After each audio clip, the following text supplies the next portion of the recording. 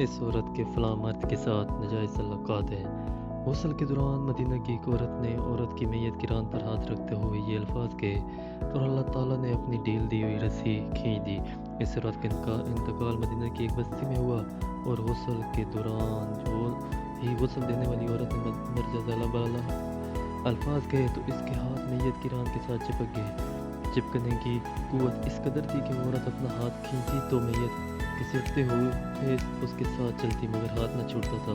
جنازے کا وقت قریب آ رہا تھا، اس کا ہاتھ میت کے ساتھ چپک چکا تھا اور بے حد کوشش کے باوجود جدا نہیں ہو رہا تھا۔ تمام عورتوں نے اس کے ہاتھ کو پکڑ کر کھینچا، مروا غرض جو ممکن تھا کیا مگر سب بے سود رہا۔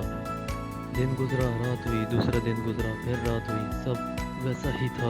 میت سے بدبو آنے لگی اور اس کے پاس ٹھہرنا بیٹھنا مشکل ہو گیا۔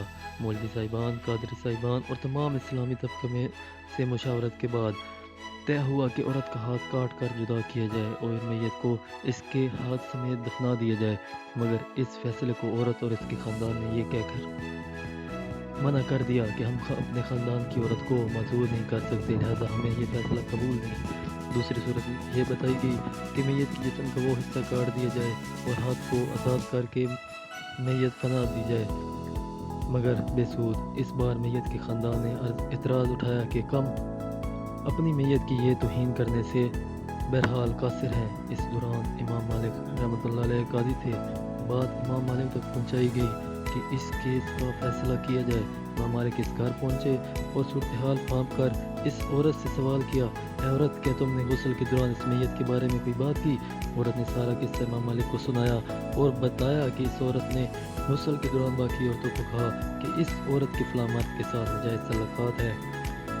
امام مالک نے سوال کیا، کیا تمہارے پاس اس الزام کو ثابت کرنے کے لیے کوئی گواہ موجود ہے؟ عورت نے جواب دیا کہ اس کے پاس گواہ موجود نہیں۔ امام مالک نے پھر پوچھا، کیا اس عورت نے اپنی زندگی میں تم سے اس بات کا تذکرہ کیا؟ جواب آیا نہیں۔